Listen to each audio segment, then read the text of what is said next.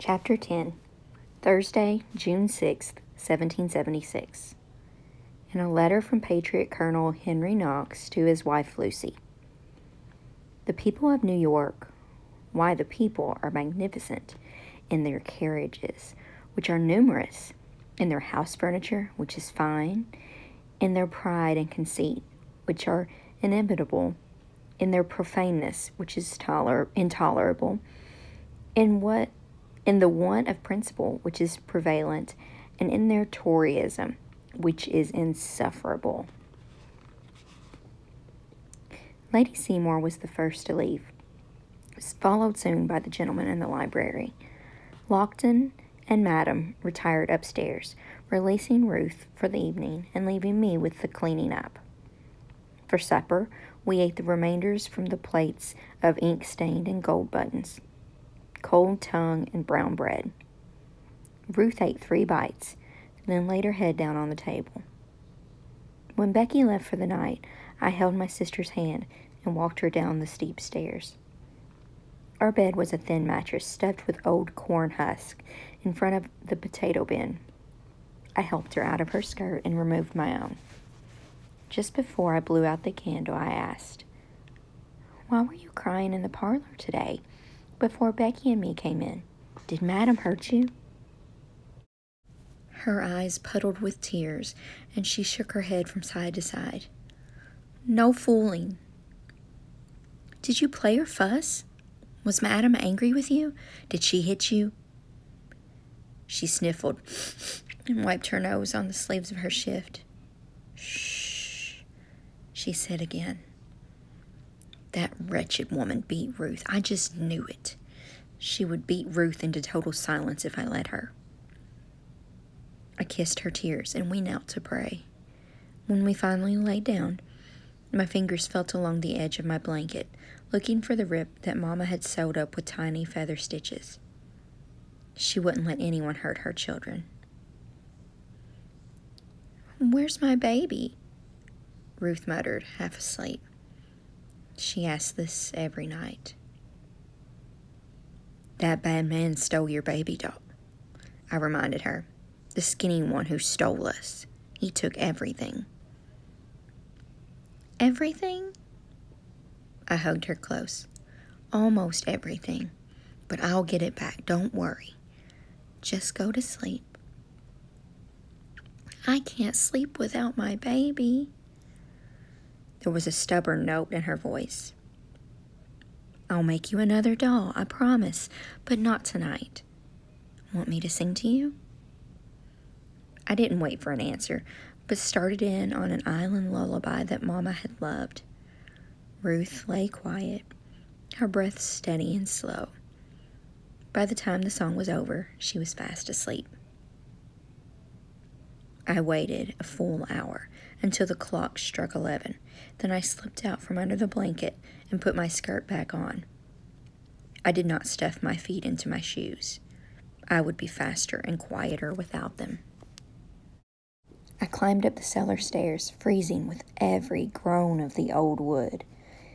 If Madam or Lockton come across me, I'll say I'm on my way to the privy. They couldn't be angry about that. A body must follow the call of nature, even in the dead of the night.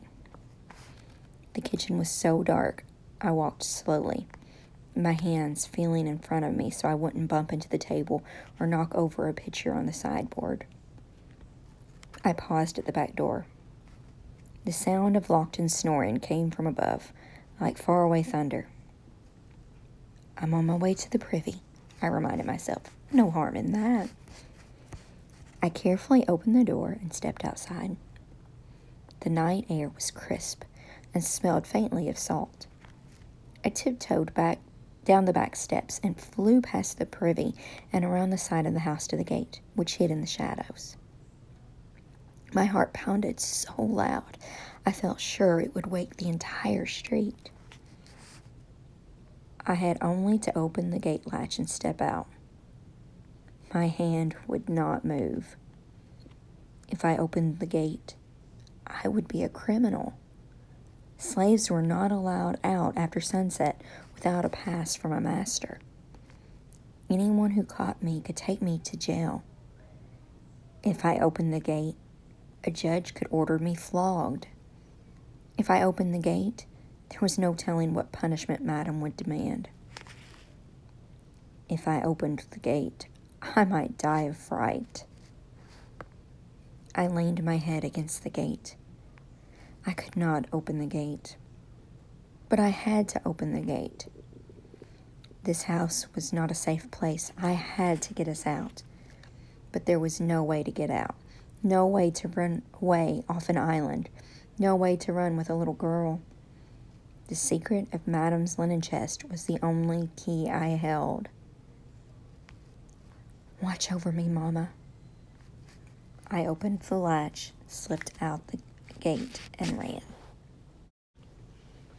I thought it would be easy.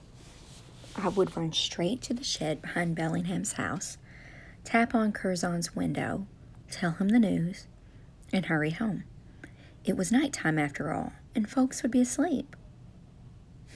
Not in New York, not in a city occupied by the Continental Army. At the end of the block, there were soldiers on watch in front of City Hall, a dozen or so men standing around a campfire, with more dozing on the ground. One man was trying to read a letter by the firelight. Another was roasting a small piece of meat at the end of a stick. Their guns were close at hand.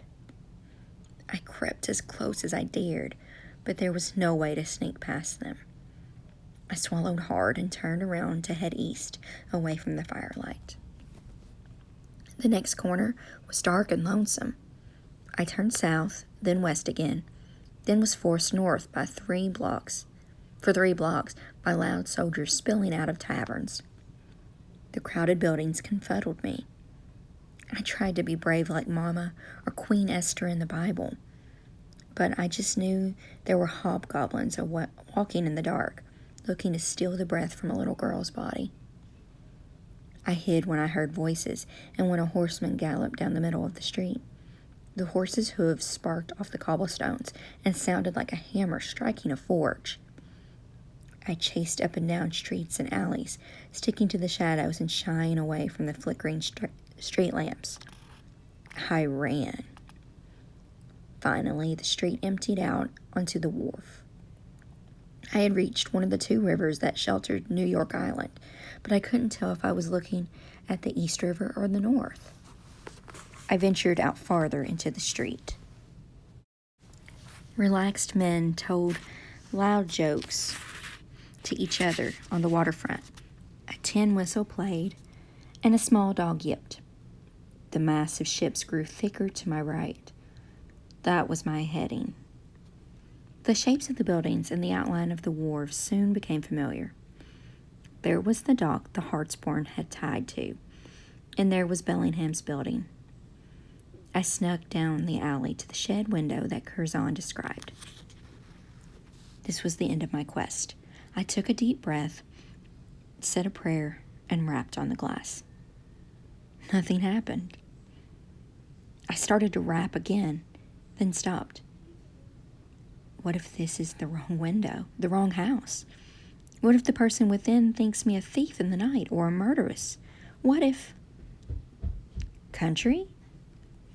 A puzzled voice called to me from the shadows of the back end of a tavern, a few buildings down. Every window in the tavern was lit up, and the air loud with the angry shouts of men deep in argument. "Are you speaking to me?" I said, trying to keep my voice from shaking. "What are you doing here?" Curzon stepped out of the shadows and motioned for me to join him. I dashed toward him, keeping to the edge of the tavern candlelight. "I have news." "Of Lockton?" "And more." I quickly told him everything I had seen and heard. "Is the money still there?" he finally asked. "A portion," I said. "The gentleman took some with him, but Lockton placed the rest back in the chest. Then I was sent to fetch more wine. The chest was gone by my return." He nodded gravely. "Will this be enough to send us home?" I asked. "Can they get us on a ship tomorrow? I can have Ruth at the docks by sunup." He raised both of his hands. Go home and sleep. I'll take your news to Master Bellingham. I expect the committee will visit Lockton tomorrow. Whatever you do, don't let on that you were the informant. Why not? I asked. How else can I claim what's mine? The colonel will know who you are and how to find you. Until you hear from him, you're just the new Lockton girl. But not for long, I said, trying to sound braver than I felt. Not for long, he agreed. No, go home now. I hesitated. I don't know how. I got lost coming here. He chuckled softly. It's easy enough once you know the way. He gave me the directions. Thank you, I said, picking up my skirts. Thank you for everything. Go quick. When I was halfway up the alley, he called after me. Oh there, country. What? Well done.